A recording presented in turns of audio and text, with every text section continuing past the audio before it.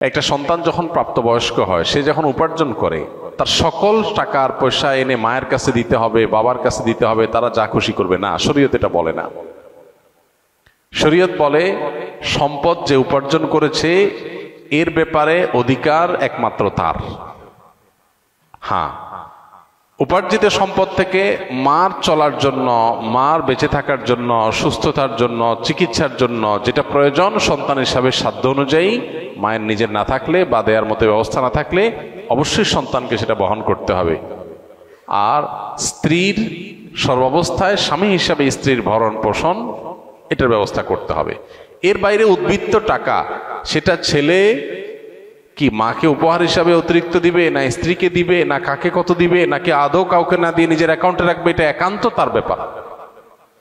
এখানে শরীয়ত মা বাবাকে ইন্টারফেয়ার করার অধিকার দেয় নাই সেইভাবে যেভাবে আমাদের অনেক মা বাবা মনে করেন যে তাদের অধিকার আছে।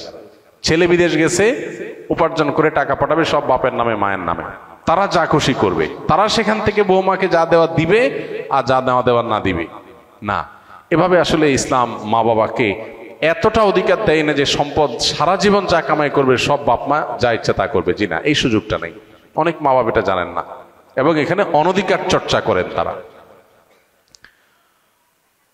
সন্তান হিসাবে অবশ্যই মা বাবার সামনে যত বেশি সম্পদ নিজেকে, যত বেশি সম্ভব নিজেকে বিনয়ী করে তুলবে, সমর্পণ করবে, তাদের কথা মতো চলার চেষ্টা করবে।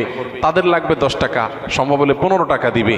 তাদের যা দরকার তার চেয়ে বেশি দেওয়ার চেষ্টা করবে, তাদের চাহিদার চাইতে বেশি সেবা করার চেষ্টা করবে। এটা সন্তানের জায়গা থেকে তার মানসিকতা থাকা উচিত। মা বাবার প্রতি কর্তব্য বোধের জায়গা থেকে তারা আমাদের মা বাবা, আল্লাহর পরে তাদের সদাচরণ করার গুরুত্ব সবচেয়ে বেশি আল্লাহর ইবাদতের পরে। অতএব সেটা খেয়াল রাখবে। কিন্তু মা বাবা এর মানে এই না যে সব কিছু মা বাবা নিয়ন্ত্রণ করবে। জিরা, এখান থেকেই সংসারে অশান্তিটা শুরু। মা বাবা জানে না তাদের অধিকারের রূপরেখা কি এবং কতটুকু সীমানা আছে। এর বাইরে তারা মা বাবা হিসাবেও অধিকার চর্চা করতে পারে না বা তাদের ক্ষমতা তারা জাহির করতে পারেন না। এটা আমাদের সমাজে জানাশোনা নেই। এই জায়গা থেকে সমস্যাগুলো তৈরি হয়। একটা হাদিস আছে, সেখান থেকে কিছুটা অনেকে ভুল বুঝেন। হাদিসটার হলো এই, নবী সাল্লাল্লাহু আলাইহি ওয়াসাল্লাম বলেছেন, আনতা ওয়া মালুকা লি আবিক, তুমি এবং তোমার যাবতীয় এবং সমুদয় সহায় সম্পদ সব তোমার বাপের, মায়ের, বাবা মায়ের। এই হাদিসের মানে অনেকে মনে করেন যে কেউ যা কামাই করবে সারা জীবন যত কিছু করবে সব বাপ মার। জি না, এই হাদিসের ব্যাখ্যা হলো তুমি তোমার উপার্জিত সম্পদ এখানে তোমার বাপ মার, অর্থাৎ তাদের খরচ খরচার জন্য যতটুকু দরকার ততটুকু তোমার এখান থেকে নেওয়ার অধিকার তাদের আছে। এখানে সমুদয় সম্পদ বোঝানো হয় নাই। যদি সমুদয় সম্পদ বোঝানো হতো তাহলে জাকাত তো বাপমার উপরে বর্তাইতো, ছেলের উপরে বর্তাইতো না। কারণ সম্পদ যদি একজনের হয়, জাকাত তো আরেকজনের উপরে বর্তাবে না। এরকম আরো বহু প্রশ্ন তৈরি হবে। তো এই জন্য এই হাদিসটার ব্যাখ্যা আমরা অনেকে ভুল বুঝি এবং এর ফলশ্রুতিতে অনেক মা বাপ একটু বাড়াবাড়ি করেন, সীমা লঙ্ঘন করেন এবং সেক্ষেত্রে স্ত্রীর সাথে ছেলের দূরত্ব তৈরি হয়। তো এগুলো আমাদের ব্যালেন্স করতে হবে। এবং একইভাবে আপনার সম্পদের ব্যাপারে স্ত্রীরও এই মানসিকতা থাকতে হবে যে স্বামী তার উপার্জন করার পর আমার ভরণ পোষণ ঠিকঠাক মতো দিচ্ছেন কিনা। যদি দেন, এরপর বাকি সম্পদ তিনি কি করবেন, তিনি কি তার মাকে দিয়ে দিচ্ছে অতিরিক্তটা, না ভাইকে দিয়ে দিচ্ছে, বোনকে দিয়ে দিচ্ছে, এটা একান্ত তার ব্যাপার। আমার এটা নিয়ে মাথা ঘামানোর দরকার নাই, হেডেক নেওয়ার দরকার নাই। বেশিরভাগ মহিলাই অহেতুক পেরেশানি করে নিজেও কষ্ট পায়, সংসারটাকে অশান্তি করে। আমার পরিচিত এরকম আত্মীয় স্বজনের ভিতরে এরকম মেয়েদের কথা জানি যে স্বামী লক্ষ লক্ষ টাকা ধরা খাচ্ছে, কোথাও কাউকে দিয়ে দিচ্ছে, কোনো ভাবনা নেই। আমার তো এটা দেখার দরকার নাই। আমার দেখা দরকার হলো যে আমার ছেলে মেয়ে এবং আমার ভরণ পোষণের ব্যবস্থা সে করছে কিনা। সেটা যদি সে না করে, আমার অধিকার যদি সে খর্ব করে, সেগুলোও যদি সে মানুষকে দিয়ে দেয়, তাহলে অবশ্যই আমি সেখানে দাবি তুলব, যথাযথ নিয়মে আমি আর্গুমেন্ট করব। কিন্তু আমি আমারটা যথাযথ পাচ্ছি, আর দরকারটা কি? বেশিরভাগ মহিলারা স্বামীকে চায় কবজার ভিতরে আনতে, কন্ট্রোলের ভিতরে আনতে, যে আমার কথা উঠবা, আমার কথা বসবা, আমার কথা এদিক ঘুরাবা, আবার এদিক গাড় ফিরাবা। এই যে স্বামীকে গোলাম বানাতে চায়, এটা আরেক সমস্যা। তাহলে একদিক থেকে মা বাপের সমস্যা, আরেক দিক থেকে বইয়ের সমস্যা। এই সমস্যাটা কেন হয়? কারণ তার কতটুকু অধিকার আছে এটা সে জানে না। তার যতটুকু অধিকার আছে তিনি তার চাইতে আরো বেশি খাটাইতে চেষ্টা করেন। এটাই হলো একটা ভুলের জায়গা। দাম্পত্য জীবনের সুখ শান্তির জন্য এই জিনিসগুলো অনেক গুরুত্বপূর্ণ। এই জন্য বিয়ের আগে ট্রেনিং হওয়া দরকার। সন্তানকে ছেলে মেয়ে করে বিয়ে করাবেন, সেখানে কি করবেন কি না করবেন, কোথায় অধিকার খাটাতে যাবেন কোথায় খাটাতে যাবেন না, এগুলোর উপর ট্রেনিং হওয়া দরকার।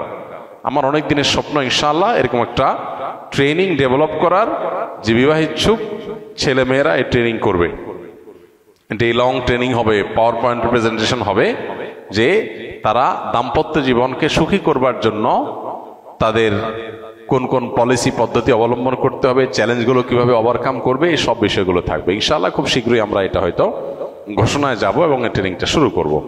তো আমাদের বাসা বাড়িতে যে অশান্তিগুলো আছে, যে কলহগুলো আছে, আল্লাহ তাআলা সেগুলোকে দূর করার তৌফিক দান করুন। সবাইকে যার যার অধিকার, সবাইকে যার যার করণীয়গুলো আদায় করার তৌফিক দান করুন। আমাদের বোনদের যারা স্ত্রী হয়ে কোথাও কারোর সংসারে আছেন, কারোর সাথে দিনাতিপাত করছেন, সেখানে নিজের অধিকারের চাইতে বেশি অধিকার খাটানোর চেষ্টা তার করা যেমন উচিত নয়, ঠিক একইভাবে মায়েদের বাবাদেরও উচিত নয় সন্তানের সম্পদ এবং উপার্জনের পরে অতিরিক্ত মাথা ঘামানো। কোন ছেলে বউয়ের পিছনে টাকা একটু বেশি খরচ করে, একটু বউ পাগল বেশি হয়। মা বাপ হিসাবে তাদের দায়িত্ব হলো সন্তান সীমা ছাড়ায় গেলে তাকে সুন্দরভাবে বোঝানো যে বাবা ব্যালেন্স করো, পরিমিত হও, হিসাব নিকাশ করো, অতি পাগল হয়ে যেও না। এরপর যদি দেখা যায় যে না ছেলে ভুল বুঝে বা বৌমা ভুল বোঝে, তো বাপ মা হিসাবে তারা তাদেরটা পাচ্ছে কিনা তারা দেখবে, বাকিটা নিয়ে মাথা ব্যথা করবে না, বরং আল্লাহর পর হাওয়ালা করে দিবে। কারণ বিয়ের পর বিশেষ করে কয়েক বছর পর্যন্ত, একটা নির্দিষ্ট সময় পর্যন্ত এই পাগলামিগুলো ছেলেরা করে। এরপরে আস্তে আস্তে হুঁশ দিশ ফিরে আসে, মাথায় ব্যালেন্স হয়, তখন সে আর আগের মতো পাগলামি করে না। তো এই টাইমটাতে মা বাবার সহযোগিতা করতে হয়, হেল্প করতে হয়। মা বাবা এখানে এসে জোর খাটাতে গিয়া অশান্তি সৃষ্টি করে দিলে এই যে পলাশ সাহার মতো ঘটনাগুলো ঘটে, তো এই ঘটনাগুলো যেন আমাদের পরিবারে না ঘটে, আল্লাহ আমাদের মা বাবাদেরকে এবং স্ত্রীদেরকে সবাইকে যার যার দায়িত্ব কর্তব্যের সীমা রেখাটা বোঝার তৌফিক দান করুন।